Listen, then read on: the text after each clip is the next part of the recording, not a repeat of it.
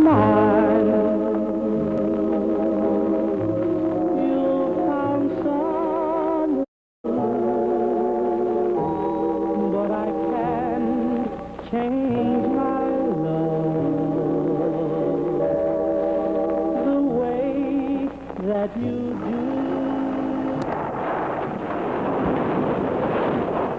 is the story of a lost neighborhood and of its people who did not want to go. I don't want no money. I want my home. The old man is old. See how the old man is old? And I'm old. That's enough. I don't want to get out. I said to my two daughters, they don't want to get out too because they spend a lot of money. Plenty of money they spend in this place. We not get none to nobody. Never. Hi, welcome to the West End Video Newsletter. Tonight is a 169th show, and tonight we're going to do something. Usually we talk about reminiscence, and we'll have a guest on the show that, professors or whatever. Tonight we're going to talk about the West End, but the West End, present-day West End. There's a project going in down in Charles River Park that a lot of the residents are upset with. And tonight we're going to try to show you the residents' side, because the paper usually only shows the developers' side, because the politicians and the developers, they have the money, and the paper usually goes, the Globe and the Herald usually go where the money is. So tonight I want to introduce Kevin McNamara and Alex Trombetta. You're a trustee, or is that the right word? That's at Hawthorne Place, and you're a trustee at Whittier. Correct, yes. Yeah, and it's funny because some of former West Enders still live in Hawthorne and Whittier. Very much so. Yeah, so it's not. At one time there was an adversarial feeling among a lot of the people there, but I don't think it was so much through us. But there were some people that just felt that things would change if certain things happened. But I think that's all smoothed over now, and I don't think anybody has animosity to anybody, and I hope they don't. Anyway, I'm just hope it's straight out. So what do you think about this issue, and what is the issue? Yeah, well, first of all, I want to thank you for having us on your program, No Jim. problem. Appreciate the opportunity to talk about it a little bit. And similar to other communities, the residents of the West End have been establishing homes and raising their families with reliance on the current zoning regulations to maintain the character of the neighborhood. And suddenly, equity development, equity residential properties has proposed this massive development that significantly violates the zoning restrictions and would significantly change the character of the neighborhood. Right, I went to the first two meetings, and I could see things were going too good. Sorry to interrupt you. No, and surprisingly, the Boston Redevelopment Authority has indicated that we should not be relying on the zoning regulations, and they're actually encouraging this project. Well, it's funny because I had Shirley Kressel on here, as an Alliance for Boston Neighborhoods, and she would brought up Kensington Place, and the BRA, they put in all these rules and regulations where you can build and what can you build and what you can't build, but when somebody comes that they want, they say, oh, we didn't mean these. These are people are different, so this project really should go forward because we didn't put those rules in to stop a great developer like this guy. And that's what usually happens. It's happened over the years, and not just, with the present administration. It's happened in the past too. And I assume that's what's happening now, because I haven't been following it that close. Yeah, exactly. Is that true? Yeah. So, I would like to say that what you're facing is a clashing of conflicting values. And the values, on one side, you have residents and donors that essentially have built their homes in the West End. And on the other side, we have a developer that owns roughly 50% of the residential community of the West End that has totally different values that are essentially maximizing profit, and that is creating a significant issue in terms of what equity's intentions are with respect to the West End and what the values that people are cherishing and want to preserve are. Well, what's the makeup of the residents in the West End nowadays? Yeah, the residents are a very diverse mix of people, all different types of ages and nationalities, and it's a lot of many families, a lot of elderly people living there. I noticed even at St. Joseph's, the church. I don't know if you're Catholic or not, so I don't want to put you in any kind of box or anything. But I noticed even at St. Joseph's, they have more people at Mass nowadays than they used to have. That's very much So, true. so the, Yeah. it was originally meant to be, see, when they first built that, that was originally meant to be a community, but all they got were transient families, you know, people, one-person, two-person families, and when they had kids, they moved out. Yeah. So it became a whole different thing. And now, like you say, you have the families. It's very much become a stable population that's been living there. Many people have been there for years. Many people are still there, as you mentioned, before the urban renewal plan had come into effect. That's right. So Yeah. we're glad to have them part of it. And Yeah. then in the mid-1980s, a lot of the apartments changed to Condo. condominiums, Mhm. and people bought their homes, became property owners in the West End, That's right. and again started establishing families and living there more permanently, becoming more stable. Mhm. And we've been relying again on these regulations to be the foundation of the neighborhood, Yeah. and for the zoning regulations limiting the density and the land coverage.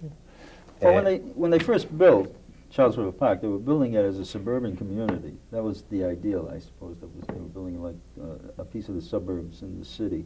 But now, all these developers, because of sprawl, they're changing their concepts. They're talking about density being better. You know, if the denser you are, in other words, you know, you can walk into the stores. And you know, but when I was a kid and we lived in those dense areas, they called them slums.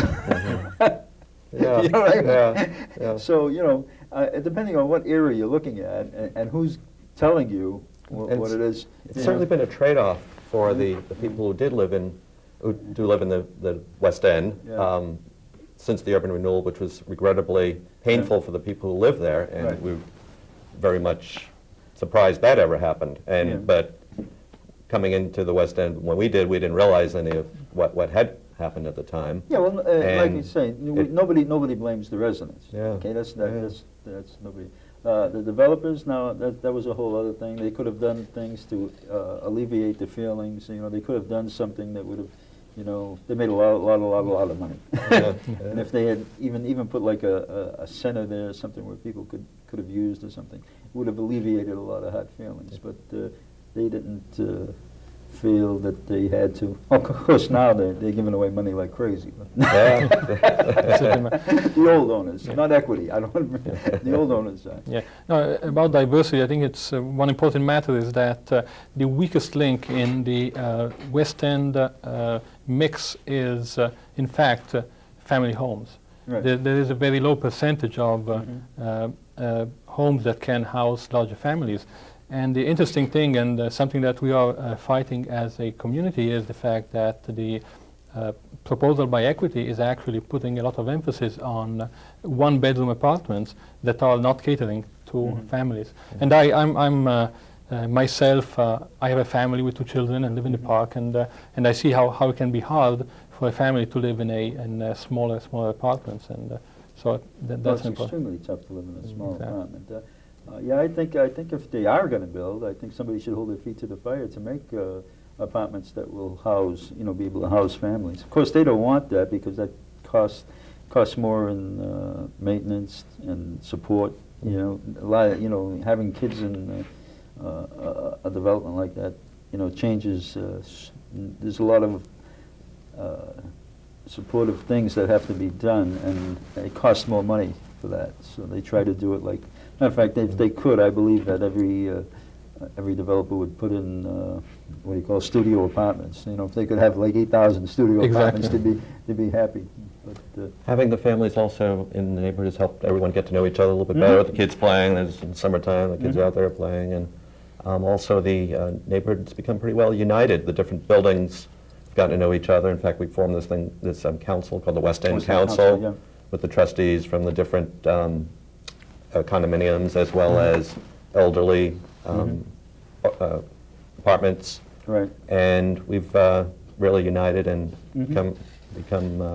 I went through a little bit of a change. Like, if I remember right, there was the original name was the West End Civic Association, and then Yeah, actually, there is a West End Civic Association still. is that part of the And- council? And we've not officially part of the council, but we've had arranged joint meetings with them to make sure Okay. we're all together and all united in where Okay. we feel the neighborhood should be headed. And we And can't leave so- out Norman Herb because Oh, yeah. at one point he was the only Yeah. he was the only voice down there, and Correct. so I think he calls himself the West End Neighborhood Association. I believe that's Yes. right. Yeah, I think that's what it is. yeah. Exactly. So So- there's several different associations as well as the West End A Council, lot and of- we've all tried to coordinate with each other and keep everybody informed. of What what's are the going on. current zoning regulations down there? What is it? What is this area able to take? Oh, Well, there is this plan that didn't go over too well back a while ago when it first came out, called the West End Urban Renewal Plan. yeah. And can be a sore subject with some people, but unfortunately it did have some bad Right. effects when it came out. Mhm. But for the people who moved into the neighborhood not knowing what had happened Yeah, in the yeah, past, yeah. and for the people who did stay and wanting to abide by the new the plan at the time, that is still very much the current regulations that people have been abiding by and buying their homes and living according to what. How does this project affect the current zoning regulations? Yeah, well, first of all, maybe just should tell you a little bit what the current regulations are, and then we can move on to the project Okay. and tell you what they're proposing, and we can see the difference a little Okay, bit good. between it. Just a quick summary of what the West End Urban Renewal Plan is that it restricts things like density through something called a floor area ratio, which compares the amount of building compared to the floor, I guess it is. Right. And it's the West End Urban Renewal Plan is 2.25, I guess, which is similar to some of the immediate neighborhoods. The Beacon Hill tends to be around that, and some of the other neighborhoods nearby. And the former West End, as a matter of fact. Was that also that Yes. same amount? Yeah. Yeah.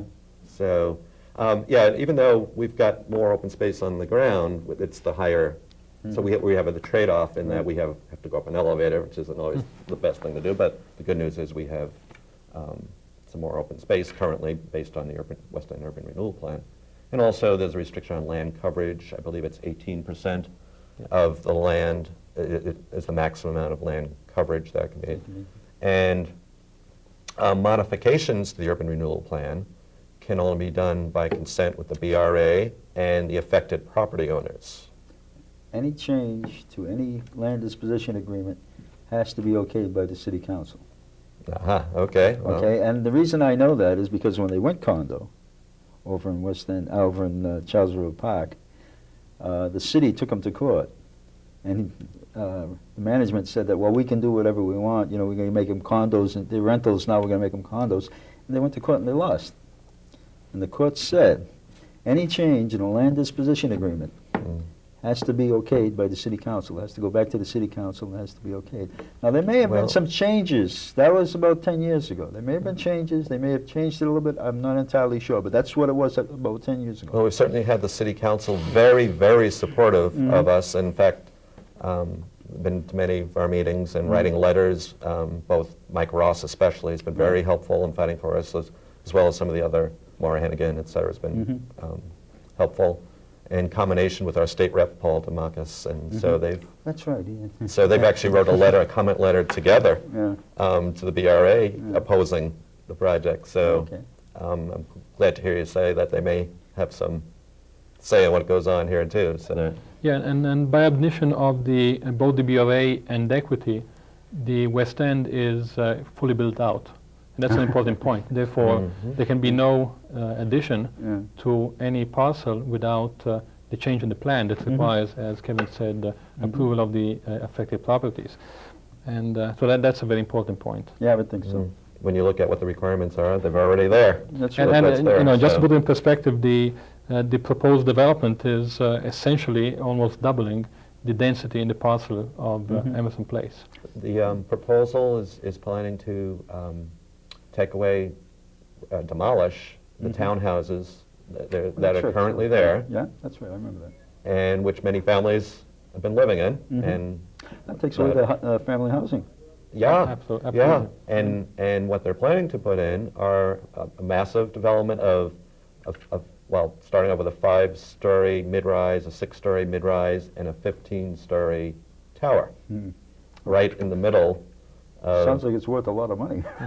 yeah, and they've let us know they're in the business to collect rents, and this will help them Well, help them make money on it. So. I think part of it is that you don't have a lot of rentals over there anymore. Not that everybody's buying condos and Yeah, condos. although still a good number of the owners are still renting out places for rentals. But yeah, but what I'm saying is equity doesn't get the rentals. yeah. So I think their thinking is if we have a lot of rent, we can have rentals coming in rather than just taking the condo fees. Equity there's still a couple buildings there that Equity owns that are apartment buildings that they are renting. Oh, okay. And Emerson Place happens to be one of them, and Longfellow is the other one they own. That's right. I don't think they ever condoized them, Emerson. And they actually have, besides maybe having a few complaints by the renters, but they've actually not have a full occupancy there. Yeah. So. Well, right now it's a bad rental market anyway, but that's neither here nor there. Yeah, and I guess they're hoping that the rental market will get better at some point. But they have a tremendous location. The West End was a tremendous location because you can go. Basically, you don't need a car. You can go over the hill into downtown. You can, if you really need a car, you can rent it. If you want to travel somewhere. And it's a prime location, and it's a good area to be living in. Oh yeah, right on the river. Yeah. In fact, that's why the original urban renewal. The original urban renewal was in the South End. You know where the Boston Herald is? Yep. They tore that down, and nobody wanted to build it except the Herald Traveler, which was the old-line Yankee newspaper. So then they were looking for a slum in a good location, right on the river. In fact, they took the newest part of the West End. The oldest part was where the Lindemann Center is. And that was the older streets in the older part of the West End. They left that alone. And they took the 40 or 50 acres that were on the river. So they were the newest part of the West End. They were on the river. They were on the foot of Beacon Hill. And they went out and did it. And I can't blame them because they were looking to make money, but we were living it. Yeah. Okay, now, I guess that's enough of past history. To just show you maybe what the proposal looks like, Be my guest. as Alex mentioned, it's going to be mostly one-bedrooms, and so it would be, it's not the family housing that some people have been hoping for, but the picture of what the proposal looks like, on the perimeter, we have Charles River Park, we have the different Emerson, Hawthorne Place, and Whittier, and right in the middle is where this massive You're going to build them over the garages, right? Over the garage, that's currently a garage now, and with trees, and Right. the garage obviously needs a little bit more work, Right. but we were not exactly hoping for this massive development right in the middle of the park. Exactly. Yeah. Basically, what are your objections to it? Well, first of all, the entire community has strong opposition to this. As you said, including even our representatives, state representative and city councilors, over several thousand property owners and residents, as well as certainly people renting, who we consider just as important as the people, all residents. Right. And it's really the massiveness of the development. It's certainly it's going to be increasing significantly the density and the height and the vehicle traffic, and also decreasing sunlight and open space, and it was the whole 9 yards. it's going to be a big significant change to the neighborhood as far as quality of life there and the character. And I wonder why the BRA is so hot to trot on this. I suppose you have some ideas on this too, right? On the BRA or on the opposition? Whatever, Well, one point that I want to make is the hardship factor. And if you look at the historical moment of today, the West End has been surrounded by massive developments. Right. The CAT project, the MBTA, MGH, Charles River Plaza, all the streets around us. And this has been a significant hardship for us. And if you look in the future, we're going to see more of that, at least in a 10-year time span. Now, the last thing we need is a development in the heart of our neighborhood that would really create a major problem, and I would expect that would drive people out, because I think that people would not be able to bear such a massive development in the heart of the residential component. It's like putting something in the middle of your living room, actually. Yeah. Exactly. Another problem is that the neighborhood already has a need for additional services, such as an affordable supermarket, which has been, and this very much exasperates the problem. Yeah. And we just can't imagine more development coming in without the additional services that we I need. remember at one point they were talking about the Salt and Stow building, that they wanted to put a supermarket We're still in there. hoping, Yeah. Yeah, but I guess that's out, or? No, it is still Yeah. being considered. Still actually. considered, Oh, but yes. not too probable yet. Yeah. Yet. So, Okay. But from a neighborhood perspective, that would be the most desirable location, because it can serve very well both the West End and the North End that Yeah, has but of course. the same kind of issue. Yeah. But from a logistic standpoint, the proximity to the government building is creating some concerns, and therefore. Oh, okay. Yeah, okay, that would be too public for, Correct. scared of the security for the public building, okay. just happen to have a picture of the petitions, a petition drive that we delivered personally to City Hall. Oh, okay. And this just happens to be a picture of all of the stack of petitions that people have signed How many were there? show their over 1,000 petitions, and that we could have got more if we We really kept going wanted at to, it. But yeah, that was. Well, sometimes, it's the point of, you cut off where, if they're not going to do it, 1,000 petitions should be Yeah. enough. Yeah. Well, and also I think that is the politicians are taking notice. I think that 1,000 petitions delivered in after a 3-day drive that was essentially in only half of the West End, because we only were active in the Whittier Place, Hawthorne Place, and the West End Place. I wish that was true, okay, and I'm hoping it's true, okay? But I've noticed sometimes politicians, even though you have the weight of everything, they have a tendency to go the other way, okay? And unfortunately, I'm hoping that this doesn't happen here. But just in the back of my mind is always that thing, like, they do, if they're the right developer and you're doing the right thing for them, they get what they want, okay? Unfortunately, that happens more than Kensington Place, right? That's it. What's going on there is, anybody that looks at that's objective realizes that there's something smells there.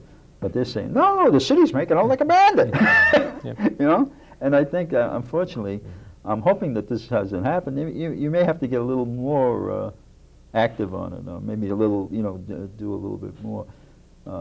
A thousand petitions is quite a few, and it should turn them around. We're we're waiting to see what happens, and we're ready for more action if we need to. Because, as I said, the neighborhood's very strongly opposed to this and ready to do whatever's necessary to try and protect the neighborhood. Yeah, well, that's one thing that a neighborhood needs. Okay, and one of the reasons the West End was taken the first time was that a lot of the people were immigrants, and they were scared of anybody in a uniform. If the postman came down and told them to do something, they'd run. Okay, and there wasn't the younger people were very active and did a lot of things, but a neighborhood needs active participation. If you don't have active participation, they have a tendency to do whatever they want. Sometimes they do it, like I said, they do whatever they want anyway. Yeah. But at least inside you felt you've done, it doesn't eat you up inside. Well, it may, but if you don't do anything, what happens is it just burns forever, and it creates a tension inside of you. Since this is, I'm sorry. Interestingly, during the petition drive, we had a very strong support, although we did very little activity on the equity property in terms of trying to collect signatures, but we got very good support of a lot of people that are actually living in equity property. And that's a very interesting fact. And that shows that the community is really united on this. Good. Since we have such strong opposition, and it's such a significant change to the quality of life and the character of the neighborhood, we're really surprised that the BRA is still encouraging this project. It's been, and just as any other community has their zoning regulations, the West End has been relying on their zoning regulations that are in place, and really expect the BRA to honor the promises of the city that has been made to the community to upheld the regulations for zoning in the community. I'll put it for another new way, development. to do the right thing. To do the right thing. We're hoping. That's our big To do the right thing, expectation yeah. here. We'll see what happens. Yeah, it's the city of Boston has changed so considerably.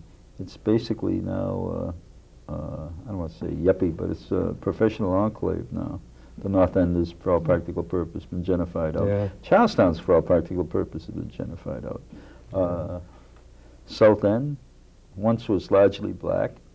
You go down there now, you go to Mass Ave and Tremont Street, and you know there's a lot of white people there. They've bought in and built houses, and not built houses, renovated the houses, and the whole city is changing. There's been a quantum leap, and the inner city of Boston, I'm talking about like South End, North End, West End, and to a large Charlestown, and to a large extent, South Boston's starting to go now.